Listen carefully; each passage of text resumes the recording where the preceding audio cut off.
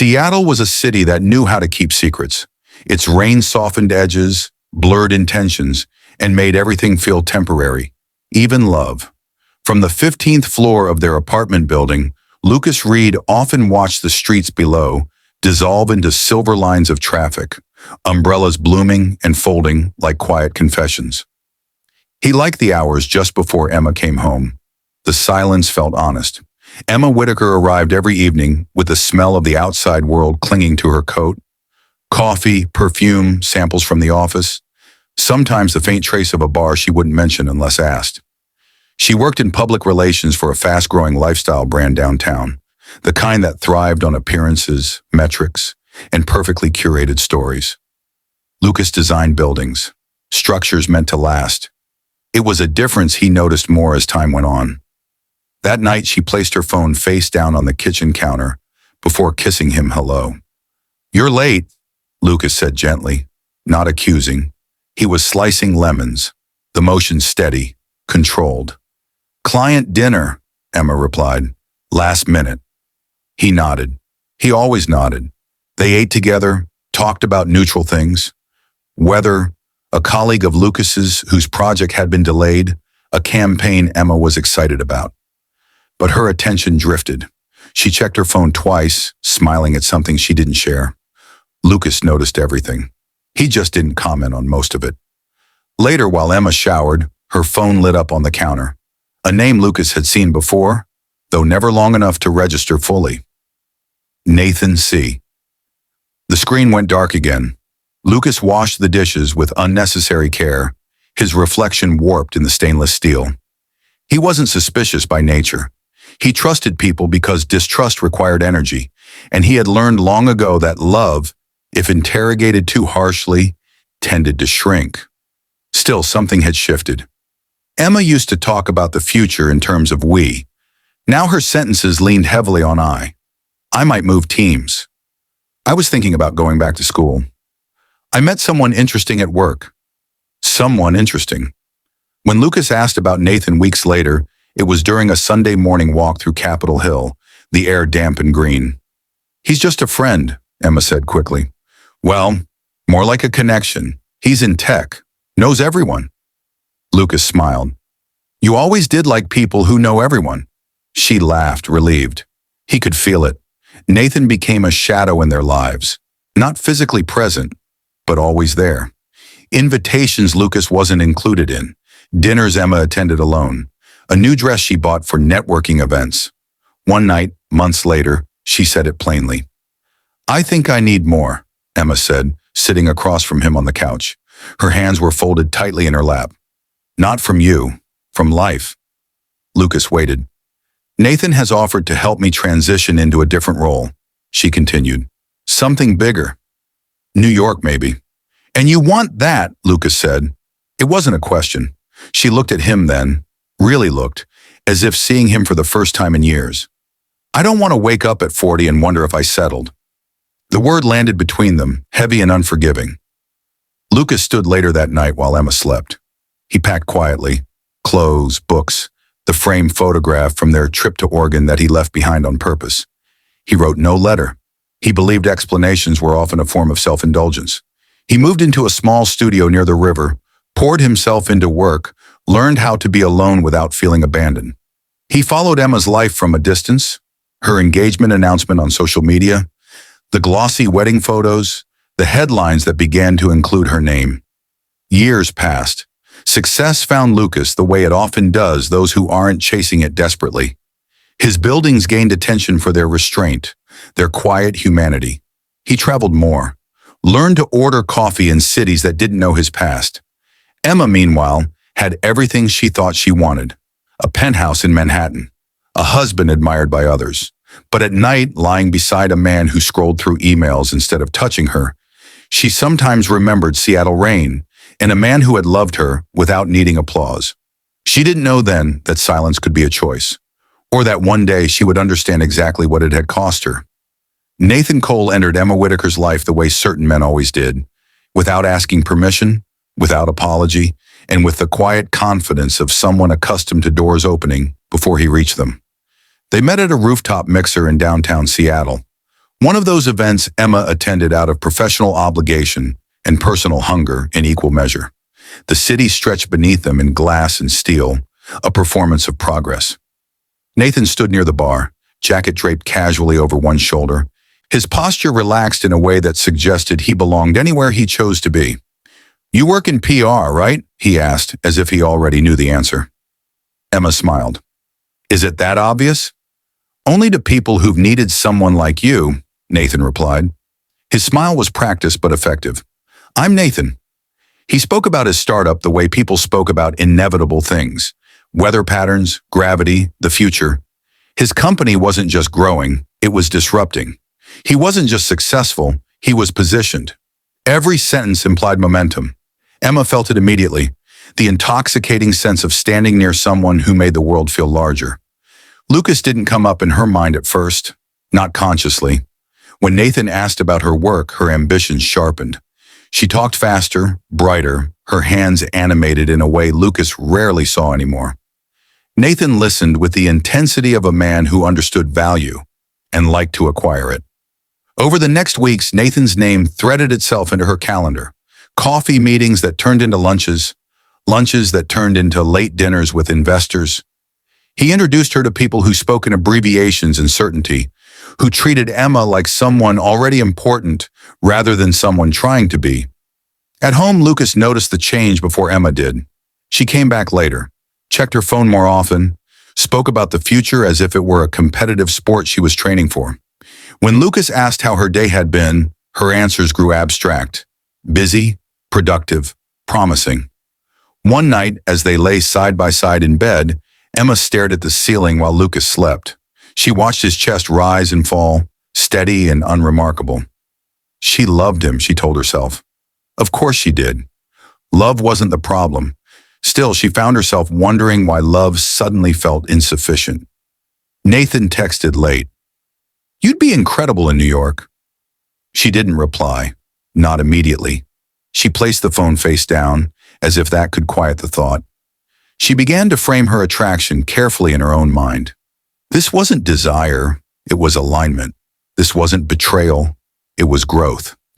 Nathan represented a version of herself she hadn't yet been allowed to become. Confident, admired, undeniable. Lucas represented safety, familiarity, a life already defined. The realization frightened her. At a charity gala months later, Nathan arrived with effortless authority. He wore a tailored suit and the expression of a man who had never doubted his own worth. When he introduced Emma to a venture capitalist from San Francisco as someone you should remember, something inside her shifted. Recognition felt like oxygen. "You belong in rooms like this," Nathan told her quietly as the orchestra played, "not hiding behind someone else's shadow." Emma laughed, but the words stayed. At home, she looked at Lucas's sketches spread across the dining table. Buildings imagined with care, humility, patience. He was proud of his work, but he never performed it. He never sold himself. She wondered for the first time if she had mistaken quiet integrity for lack of ambition. The distance between them grew in increments too small to accuse, but too large to ignore. Emma stopped inviting Lucas to events where she knew he'd fade politely into the background. She told herself she was protecting him, protecting them. Nathan, meanwhile, grew more present. His compliments sharpened. His touch lingered just long enough to be plausible. When Emma mentioned Lucas, Nathan never spoke ill of him. He didn't need to. "I admire loyalty," Nathan said once, watching her carefully. "But loyalty shouldn't cost you your future." That night, Emma cried in the shower, the water hot against her skin. She told herself the tears were about confusion, about pressure, about choice. They weren't. They were about the slow, deliberate act of leaving someone emotionally long before you left them physically. Lucas sensed it during dinner one evening, when Emma spoke about New York again, her eyes distant, already elsewhere. "You'd be amazing there," Lucas said, sincere as always. She looked at him then, really looked, and felt a sharp, unexpected guilt. He wasn't holding her back. He was simply standing still while she ran ahead. The unfairness of that realization made her defensive. "I can't keep shrinking my life to fit what we planned years ago," she said. Lucas absorbed the words without protest. He always did. Nathan didn't ask Emma to choose him outright. He simply made himself impossible to ignore. He offered clarity where Lucas offered patience, certainty where Lucas offered space. In the end, Emma would tell herself that choosing Nathan wasn't about another man. It was about choosing herself. She wouldn't understand until much later that the most dangerous lies were the ones that sounded like empowerment, and that some doors, once closed quietly, never reopened the same way again. The choice did not arrive with thunder or raised voices. It came the way most irrevocable decisions did, softly, almost politely, disguised as inevitability. Emma made it on a Tuesday evening. She was sitting across from Nathan in a dim restaurant overlooking Elliott Bay, the windows fogged by rain and wine. The place was expensive in a way that didn't need to announce itself. No menus with prices, no need to linger. Nathan spoke about New York as if it were already theirs. New offices, new circles, new gravity. "You wouldn't just survive there," he said, lowering his voice. "You'd matter." Emma stared at the candle between them, the flame steady, obedient. She thought of Lucas at home, probably working late, probably waiting without knowing he was waiting. "What about complications?" she asked, though they both knew what she meant. Nathan didn't reach for her hand. He never rushed moments like this. "I don't ask people to abandon their lives," he said calmly. "I ask them to decide which life they want." That night, Emma walked home alone. She passed familiar streets that suddenly felt temporary, as if the city had already begun to erase her footprints. By the time she unlocked the apartment door, the decision had settled into her bones. Lucas was in the kitchen, sleeves rolled up, cooking. He smiled when he saw her, that same gentle smile that had once felt like an anchor. "You're quiet," he said. "I need to talk to you." He turned off the stove. They sat across from each other at the small dining table, the one they'd bought together when they first moved in, arguing over whether it was too narrow. Emma's hands trembled slightly. She folded them together. "I've been offered an opportunity," she began. "In New York." Lucas nodded. "I know." She hesitated, thrown off by his calm. "Nathan is involved." "I know that too." Silence stretched. Outside, rain traced slow paths down the glass. "I can't pretend this is just about a job," Emma said finally. "I don't think I'm happy anymore." Lucas studied her face, committing it to memory in ways she didn't notice. "Are you choosing him?" The directness startled her. She swallowed. "Yes." The word fell between them, bare and final. Lucas didn't raise his voice. He didn't ask why. He didn't remind her of promises made in quieter years. He simply nodded once, as if confirming something he had already suspected. "I hope he gives you what you're looking for," he said. Tears welled in Emma's eyes, sharp and immediate. "You're not going to say anything?" "What would you like me to say?" "I don't know," she whispered. "That you'll fight, that I'm wrong." Lucas looked down at his hands, steady, unshaking. "If I have to convince you to stay," he said softly, "then you were already gone." That night, Emma slept in the bedroom. Lucas slept on the couch. In the morning, she found him already dressed, a single suitcase by the door. "I'll be out by the end of the day," he said. "I've arranged everything." "Lucas!" He smiled at her, sad but kind. "Please don't make this harder by turning it into a scene." He left without asking for closure, without demanding explanations or future contact. He left behind his favorite mug, the one with a crack along the rim, and the spare key on the counter. Emma watched from the window as he walked away, shoulders straight, not once looking back. The absence was immediate and disorienting. Days passed. Lucas didn't call, didn't text, didn't post anything that could be read as longing or bitterness. His social media went quiet, as if he had stepped out of the visible world altogether. Emma told herself this was a mercy. She moved forward quickly, too quickly. Nathan helped her find an apartment in Manhattan before summer ended. He introduced her as his partner without hesitation. People congratulated her on her courage, her ambition, her decisiveness. "You did the brave thing," a colleague told her. "Most people settle." Emma repeated the phrase to herself until it sounded true. And yet, late at night, she found herself checking her phone for a message that never came. wondering how someone could disappear so completely without leaving a wound visible enough to tend. Lucas rebuilt his life the way he had always done things, methodically, quietly. He took a short-term contract in Portland, then another in Chicago. He learned to eat alone without distraction, to sleep without reaching for someone who was no longer there. He didn't hate Emma. That surprised him. What he felt was something colder, more precise, a grief sharpened by restraint. He mourned not just the relationship, but the version of himself who had believed love, if steady enough, could be enough. Years later, when Emma would look back on that moment, the rain, the table, the way Lucas had accepted her choice without argument, she would realize something that made regret unbearable. He hadn't left because he didn't care. He had left because he cared too much to beg. And that dignity, once lost, could never be reclaimed by apologies or time. Time did not heal anything. It simply rearranged the pain into shapes that were easier to live with. For Lucas Reed, the first year after leaving Seattle felt like learning a foreign language in silence. Portland came first. Temporary housing, a 12-month contract, long evenings spent revising designs that would never carry his name on the skyline. He woke early, ran along the river, ate meals that tasted like efficiency rather than pleasure. He learned how to be alone without performing loneliness. There were women occasionally, conversations that began with curiosity and ended politely before expectations formed. Lucas was careful not to borrow affection he couldn't return honestly. He had learned what it cost to stay when the other person was already gone. Work became his grammar. Buildings made sense to him in a way people no longer did. He designed spaces meant for pause, libraries with deep windowsills, hospitals with unexpected gardens, offices that favored light over spectacle. Critics would later call his style restrained, humane. Lucas thought of it as survival. At night, sometimes Emma surfaced uninvited. Not as a wound, but as an outline. The way she used to tuck her hair behind her ear when she was thinking. The exact weight of her silence before she said something difficult. These memories no longer demanded anything from him. They existed, and then they passed. In Chicago, 2 years later, his career shifted quietly. A competition he hadn't expected to win did exactly that.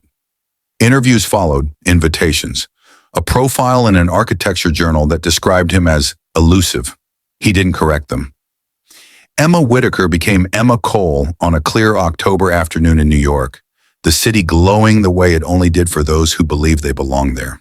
The wedding was tasteful and immaculately documented.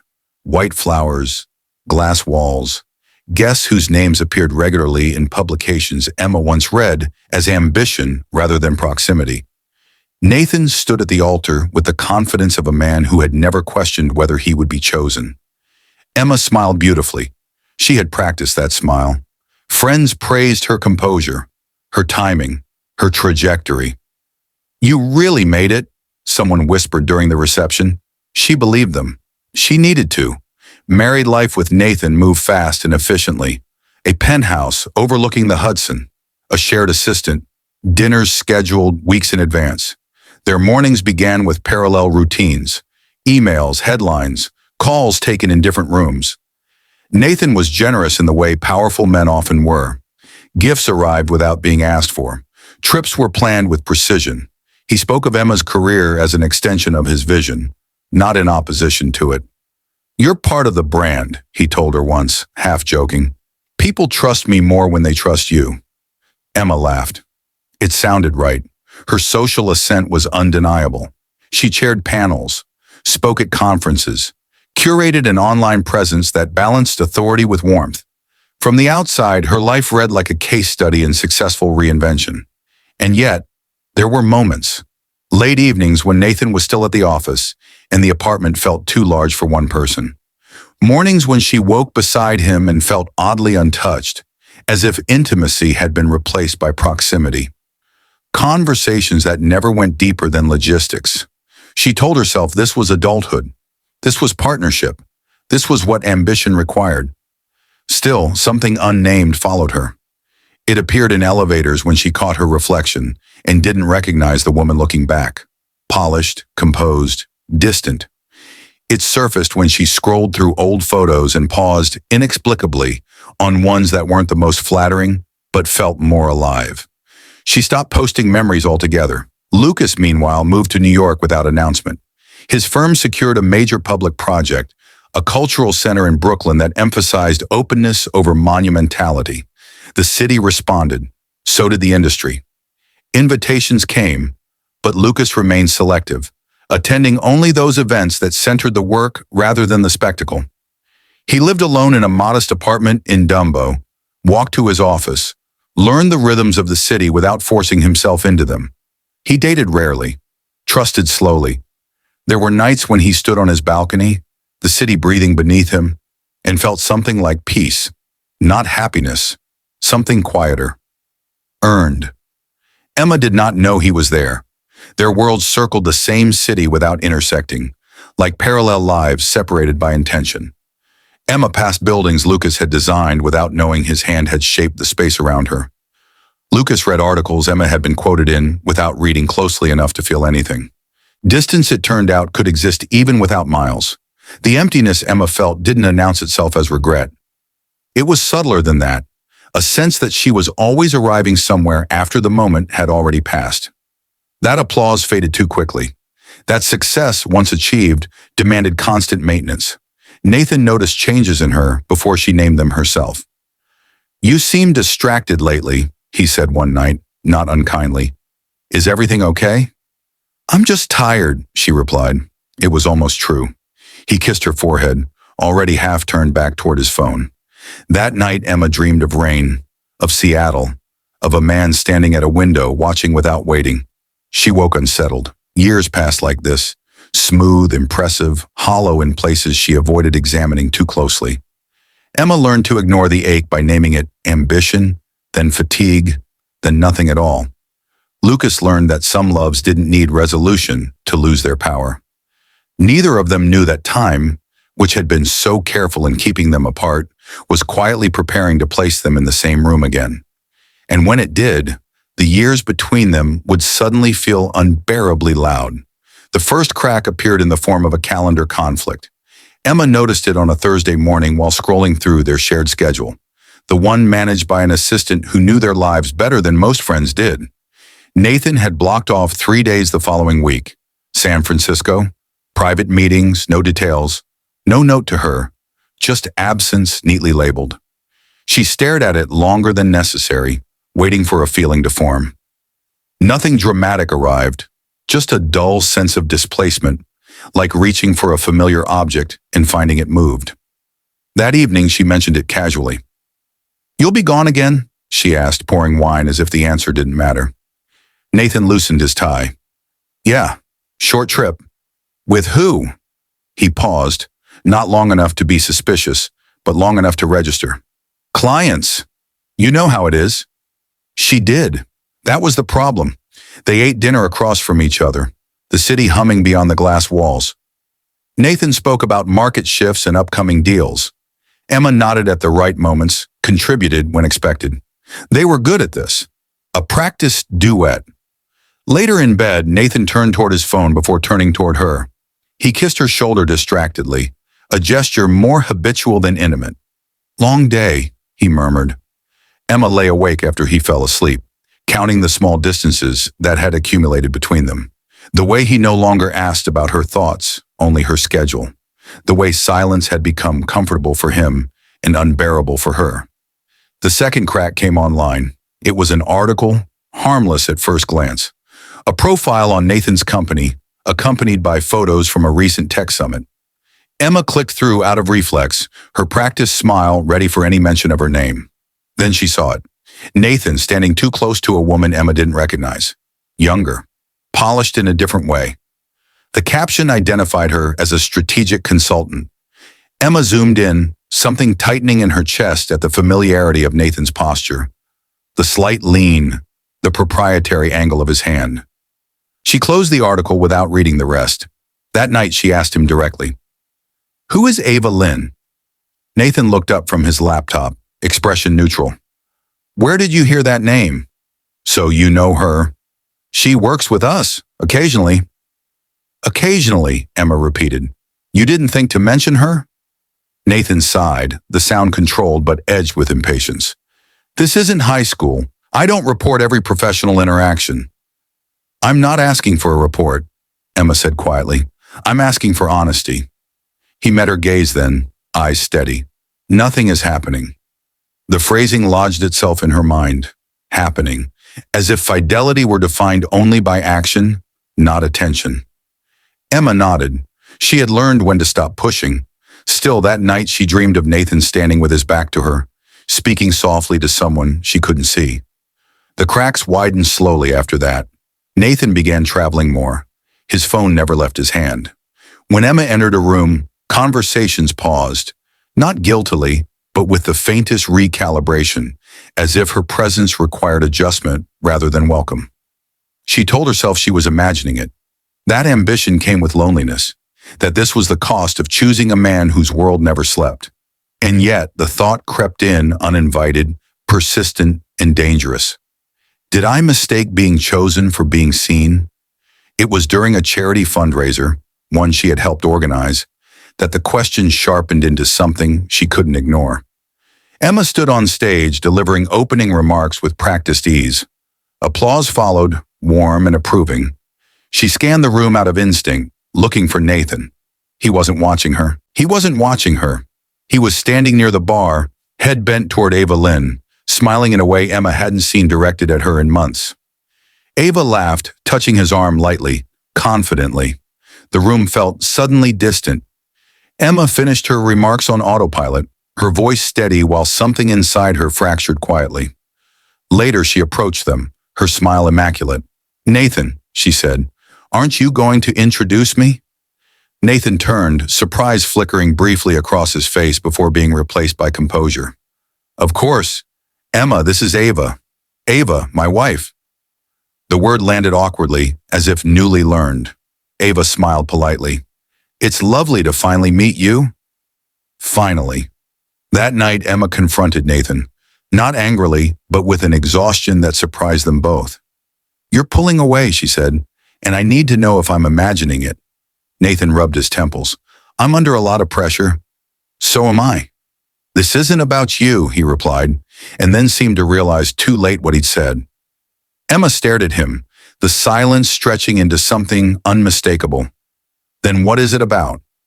Nathan hesitated. The pause was answer enough. "There's nothing physical," he said finally, "but I can't pretend I don't feel understood around her." Emma felt the words like a slow bruise. That night she slept alone in the guest room. The apartment felt cavernous, stripped of its illusion of intimacy. She scrolled through old photos on her phone, not the curated ones, but the forgotten ones. Messy kitchens, rain-soaked sidewalks, a man whose eyes had always been on her, even when she wasn't performing. Lucas. The name surfaced without permission. She hadn't thought of him in years, not directly, only as a shadow behind choices she had stopped examining. Now memories rose with an uncomfortable clarity. His silence, his restraint, the way he had left without spectacle, without making her the villain she feared becoming. For the first time, Emma allowed herself to ask a question she had avoided since Seattle. What if I was wrong? The thought didn't bring relief, it brought grief. She realized then that regret wasn't loud or dramatic.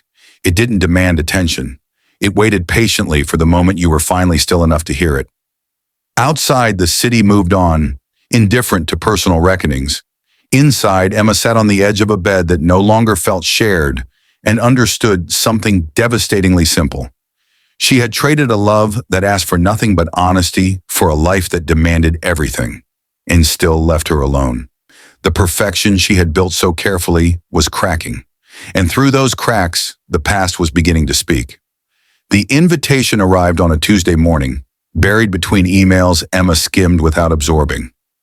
Brooklyn Cultural Forum, opening exhibition. Guest speaker, Lucas Reed. She read the name twice. At first, she assumed coincidence. New York was full of names that echoed the past without meaning it. But when she opened the attachment and saw the photograph, older, leaner, unmistakably Lucas, the room seemed to tilt. He looked the same in ways that mattered, quieter than the men who usually filled her world. Less polished, more real. Emma closed her laptop. For the rest of the day, she moved through meetings with practiced efficiency, her mind circling a single dangerous thought. He's here, not somewhere abstract, not in memory, in the same city, breathing the same air. She told herself she didn't need to go. By evening, she was choosing a dress. The venue was understated in a way Emma recognized immediately. Open concrete, natural light, no unnecessary ornamentation. Lucas's fingerprints were everywhere, even before she saw him. The space encouraged people to slow down, to listen. She arrived late on purpose. Lucas stood near the front, speaking to a small group. His voice carried without effort, calm and deliberate. He wasn't performing. He never had. He spoke about architecture as responsibility rather than ambition, about creating spaces that allowed people to feel less alone. Emma stood still, her chest tight. When he finished, applause rippled through the room. Lucas smiled politely, stepped aside, already retreating from attention. That was when he saw her. The recognition was immediate and controlled. For a moment, neither of them moved. Years collapsed into seconds. "Emma," Lucas said finally. "Lucas." Her voice held. She was proud of that. They stood facing each other, surrounded by people who had no idea they were standing inside a past neither had fully escaped. "You look well," she said. It sounded inadequate, but it was true. "So do you." A pause, not awkward, careful. "Congratulations on the project," Emma added. "It's beautiful." "Thank you." He hesitated. "I didn't know you were coming." "I almost didn't." He nodded, as if that made sense. They drifted toward a quieter corner, instinct guiding them the way it once had. The city pressed against the windows, loud and indifferent. "How long have you been in New York?" Emma asked. 3 years. Her breath caught. "I didn't know." "You weren't supposed to." The honesty stung more than accusation would have. "And you?" he asked. "How's life treating you?" The question was simple. The answer was not. "It's full," she said carefully. "Busy." Lucas studied her. Not intrusively, but attentively, the way he always had. She felt exposed in a way she hadn't in years. "You're married," he said, not as a question. "Yes." Another pause. This one heavier. "I'm sorry," Emma said suddenly, the words escaping before she could shape them properly. "I never apologized. Not really." Lucas didn't respond immediately. When he did, his voice was gentle. "You don't need to." "I do," she insisted. "I thought leaving quietly would make it easier for you." "I see now how selfish that was." He smiled faintly. "You didn't leave quietly. I did." The distinction landed between them, undeniable. "I should have fought," she said, her voice lower now, "or at least explained myself better." Lucas shook his head. "You chose what you believed was right. I respected that." "And now?" she asked. "Do you still?" He met her gaze fully for the first time. "I respect who you were and who I was with you, but that life ended." Emma felt the truth of it settle into her bones. There was no bitterness in his tone. That hurt more than anger ever could. "I think about you," she admitted, the words barely audible. "More than I should." Lucas exhaled slowly. "I don't." The honesty was surgical. "I used to," he continued, seeing her flinch. "But thinking about you kept me tied to a version of myself that no longer existed." Tears burned behind her eyes, but she didn't let them fall. "I ruined us." Lucas didn't contradict her. He didn't agree either. "We were honest with who we were at the time," he said. "That's all anyone can do." A voice called his name from across the room. Lucas glanced toward it, then back at Emma. "I should go." "Of course." They stood there, the weight of everything unsaid pressing gently but firmly between them. "I'm glad you came," he said. "So am I," she replied, surprised to find it was true. They didn't hug, didn't exchange numbers. There was no promise of another meeting. Some connections didn't need prolonging to be meaningful. As Lucas walked away, Emma watched him disappear into a group of colleagues who respected him without needing to possess him. She stood alone in the space he had created, surrounded by walls designed for reflection, and understood something devastatingly clear. The reunion hadn't reopened old wounds. It had shown her which ones had never healed, and which ones no longer belonged to him. Emma did not sleep that night. She lay beside Nathan, listening to the city pulse through the windows, replaying the cadence of Lucas's voice as if it were a line of music she had once known by heart. His restraint unsettled her more than accusation ever could have. He hadn't asked for anything. He hadn't needed her remorse. That somehow made it unbearable. In the morning, she canceled meetings she had scheduled weeks in advance. Her assistant sounded concerned. Emma didn't explain. For the first time in years, she didn't feel the need to justify a private decision as professional necessity. She walked the city instead. New York revealed itself in fragments. The smell of coffee near subway vents, the scrape of shoes on concrete, the way strangers brushed past without apology. Everywhere she went, she noticed spaces that felt different, calmer, human. She checked the plaques without meaning to. Designed by Lucas Reed. The realization landed softly and then all at once. He had been shaping her world for years without her knowing, creating places meant for pause while she had been running from one performance to the next. She stopped in a public atrium near the river, sunlight spilling across pale stone. People sat quietly, reading, thinking, existing without spectacle. Emma sat too, her hands folded in her lap, and allowed herself, finally, to remember without defense. Lucas cooking dinner in Seattle, sleeves rolled up, humming without realizing it. Lucas listening without interrupting, even when it hurt him. Lucas loving her in ways that never demanded proof. She had called it safety. She had been wrong. That evening, Nathan came home late. Emma was still awake, seated at the kitchen island, untouched dinner cooling between them. "We need to talk," she said. Nathan paused, already bracing. "About what?" "About us," Emma replied. Her voice was steady. She felt strangely calm. He sighed. "Is this about the other night?" "I told you." "This isn't about Ava," Emma interrupted gently. "This is about absence." He looked at her, really looked, as if seeing a problem he couldn't solve with negotiation. "I've given you everything." "Yes," Emma said, "except yourself." The silence that followed was not explosive. It was conclusive.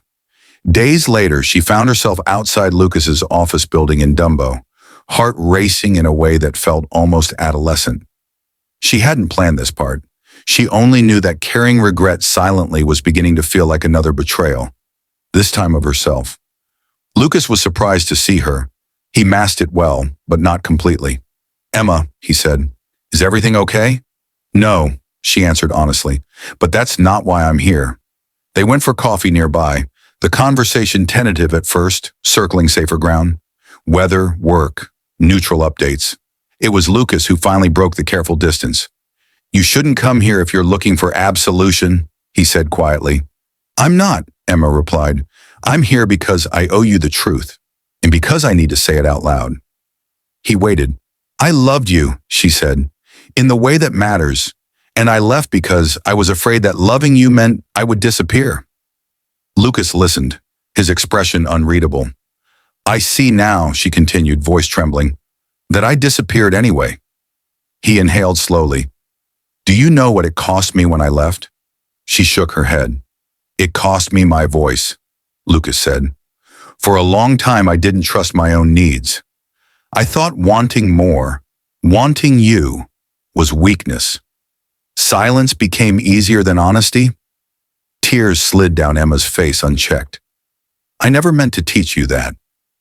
"I know," he said softly, "but intentions don't erase impact." She nodded, absorbing the truth of it. "I don't expect anything from you. I just needed you to know that what we had was real, that I know it now." Lucas studied her, something tender and distant in his eyes.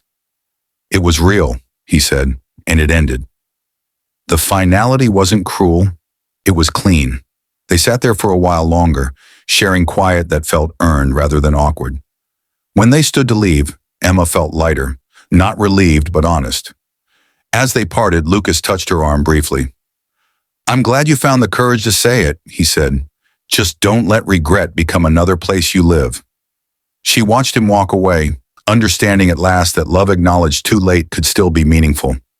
Just not transformative in the way she once hoped. Regret, she realized, wasn't a punishment. It was a teacher, and the lesson had finally arrived. The last time Emma saw Lucas, it was unplanned, and somehow that made it easier. She was crossing the Brooklyn Bridge just before dusk, the sky washed in pale gold, when she noticed him ahead, walking alone, hands in his coat pockets. He moved at an unhurried pace, as if the city no longer pressed against him the way it once had. For a moment she considered turning back. Some endings, she had learned, didn't require repetition.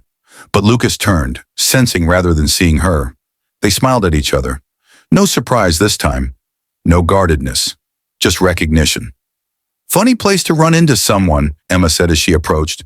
New York is good at coincidences, Lucas replied. Or consequences.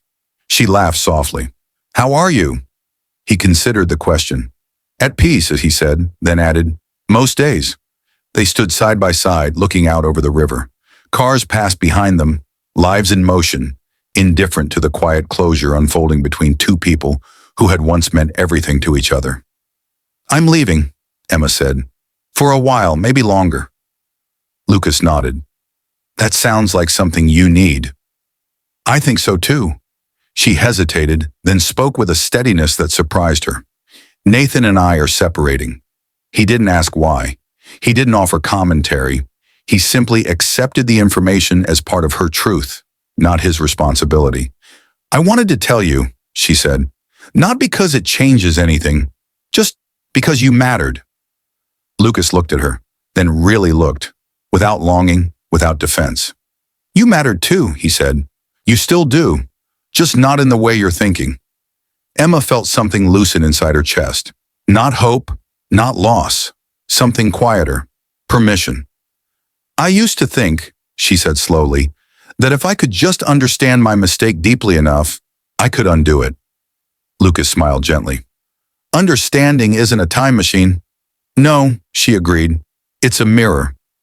They walked the rest of the bridge together, their steps naturally aligned as they once had been. At the far end, they stopped.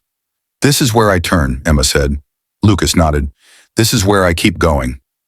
She reached out, then stopped herself. Instead, she said, I'm glad you loved me the way you did. So am I, Lucas replied.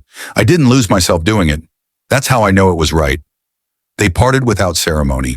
Emma walked away feeling something she hadn't felt in years. Not triumph, not devastation, but clarity. Regrets still exist. The last time Emma saw Lucas, it was unplanned. And somehow, that made it easier. She was crossing the Brooklyn Bridge just before dusk, the sky washed in pale gold, when she noticed him ahead, walking alone, hands in his coat pockets. He moved at an unhurried pace, as if the city no longer pressed against him the way it once had. For a moment, she considered turning back. Some endings, she had learned, didn't require repetition, but Lucas turned, sensing rather than seeing her. They smiled at each other. No surprise this time. No guardedness. Just recognition. Funny place to run into someone, Emma said as she approached. New York is good at coincidences, Lucas replied. Or consequences. She laughed softly. How are you? He considered the question. At peace, he said, then added, most days? They stood side by side looking out over the river. Cars passed behind them, lives in motion, indifferent to the quiet closure unfolding between two people who had once meant everything to each other. I'm leaving, Emma said. For a while, maybe longer. Lucas nodded. That sounds like something you need. I think so too. She hesitated, then spoke with a steadiness that surprised her. Nathan and I are separating. He didn't ask why. He didn't offer commentary. He simply accepted the information as part of her truth, not his responsibility. I wanted to tell you, she said, not because it changes anything, just because you mattered. Lucas looked at her, then really looked, without longing, without defense. You mattered too, he said. You still do, just not in the way you're thinking. Emma felt something loosen inside her chest. Not hope, not loss, something quieter, permission. I used to think, she said slowly, that if I could just understand my mistake deeply enough, I could undo it. Lucas smiled gently. Understanding isn't a time machine. No, she agreed. It's a mirror. They walked the rest of the bridge together, their steps naturally aligned as they once had been. At the far end, they stopped. "This is where I turn," Emma said. Lucas nodded. "This is where I keep going." She reached out, then stopped herself. Instead, she said, "I'm glad you loved me the way you did." "So am I," Lucas replied. "I didn't lose myself doing it. That's how I know it was right." They parted without ceremony. Emma walked away feeling something she hadn't felt in years. Not triumph, not devastation, but clarity. Regret still existed, but it no longer defined her. It had taught her what mattered, even if the lesson had come too late to change the outcome. Lucas continued forward, the city opening around him. He thought of the man he had been, the one who left quietly, believing silence was strength. He understood now that silence had been a season, not an identity. Loving Emma had not been a failure. It had been proof. Proof that he could give without disappearing. Proof that dignity did not require bitterness. Proof that peace was not the absence of pain, but the acceptance of having lived honestly. The bridge faded behind him. Ahead, the city waited, not as a challenge, not as a promise, but as a place where life continued. And this time, Lucas walked into it whole,